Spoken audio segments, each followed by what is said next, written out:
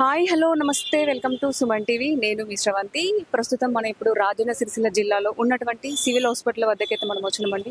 ఈ రోజు ఎల్లడిపేట మండలం నారాయణపురం గ్రామానికి చెందిన లింగాల సురేష్ గౌడ్ ఎల్లడిపేటలో అయితే ఒక మహేంద్ర షోరూమ్ దగ్గర అనుమానాస్పదంగానైతే మృతి చెందాడు. సో అతన్ని ఇప్పుడు ఇక్కడికి తీసుకొచ్చారు. ఇక్కడ వారి కుటుంబ సభ్యులు కూడా ఉన్నారు కాబట్టి అసలు ఏం జరిగిందని చెప్పేసి మనం పూర్తి వివరాలు వారిని అడిగి తెలుసుకునే ప్రయత్నం అయితే చేద్దాం.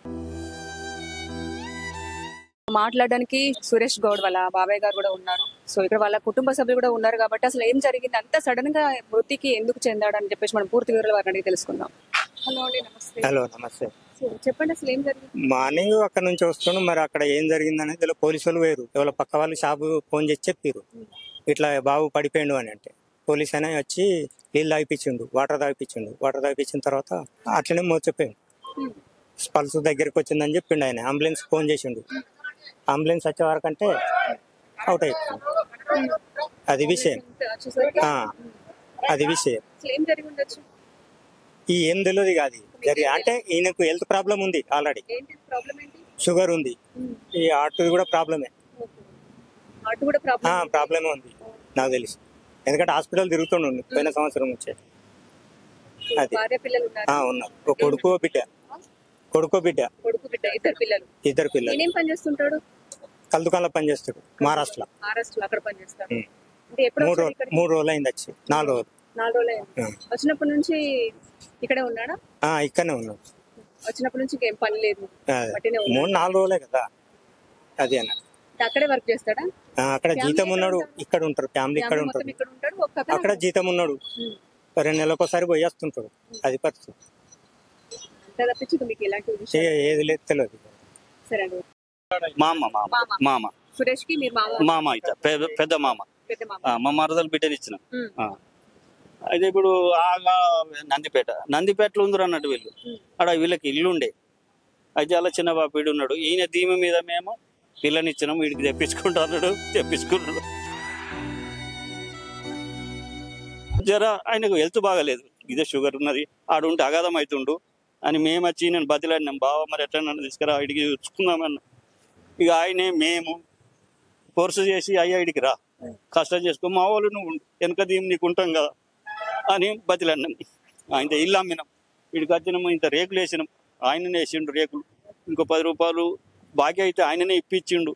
ఇద్దరు సంటి పొలగాండ్లు. ఇక అది భగవంతునికి ఎరక ఏమైంది ఏం సంగతి అనేది. అది నాకు తెలియదు, ఆయనకు తెలియదు. ఆయన దిక్కు పనికి పోయిండు, మేమో దిక్కు పోతుంది. మొన్న చిట్టి ఉన్నదని చిట్టి కట్టేదానికి వచ్చిండు అన్నట్టు. ఒకనాడు ఉన్నాడు, నిన్న పోతుగల పోతానని అన్నాడట. మరి గడికి పోయినాక కదా అయింది. కానిస్టేబుల్ చూసి అది అందరికి తెలిసిన విషయమే, ఒక అంత పూర్తయింది. కాకపోతే ఆ సంటి పిల్లల గురించి ఏదన్నా ప్రభుత్వం కొద్దిగా ఆదుకునేటట్టు మీరు కొద్దిగా ఎంకరేజ్ చేయాలి. ఇంకా అంతే, ఇక మేము ఏం చెప్పచ్చు.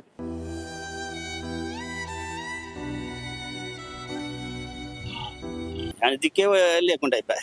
చిన్నపిల్లలు ఏం లేదు, చిన్నపిల్లల 3 ఏళ్ళు పిల్లగాడు ఉంటాడు. 5 సంవత్సరాలు 6 సంవత్సరాలు పిల్ల ఉంటుంది, 7 సంవత్సరాలు 6 సంవత్సరాలు ఉంటుంది. అలాగే ఏమి లేదు, అట్లేం లేదు, మంచిగా ఉంటారు, బంగారం వాళ్ళు ఉంటారు. వాళ్ళకి ఏం లేదు, కొట్లాడు బిట్లాడు అనేది లేదు. అంత మంచిగా ఉంటారు. మేముంటే ఆయన చిన్న పాప మాకు ఏం లేదు. లొల్లు లోకాలు కొట్టుకున్నాడు అంటే మేమే దౌర్జన్యం చేస్తున్నది. ఇప్పుడు మాకు ఏదైనా ప్రాబ్లం అనిపిస్తే మాకేం లేదు, ప్రాబ్లం ఏం లేదు. ఇక ఆయనకు భగవంతుడు గాడికే ఉన్నాడు. ఇక పిల్లల గురించి ఏదైనా ఆర్థిక సాయం అందేటట్టు చెప్పి. సరే, చూసారు కదండి. మృతునికైతే మహారాష్ట్రలో అయితే ఒక కళ్ళు షాప్ లో అయితే పనిచేస్తారంట. సో అక్కడ ఏం జరిగిందో కూడా తెలియదు కానీ ఒక 2 రోజుల క్రితం అయితే మహారాష్ట్ర నుంచి వాళ్ళ ఊరైనటువంటి నారాయణపురం గ్రామానికి అయితే వచ్చిండు.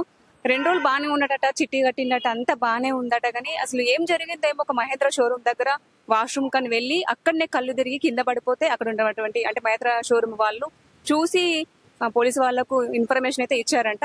వాళ్ళు వచ్చి కొంచెం నీళ్లు తాగిపించారు, అంతా బాగానే ఉంది. కొంచెం చిన్న పల్సు కొట్టుకుంటుందట. 108 వచ్చే ముందే తనైతే మృతి చెందాడు అక్కడే.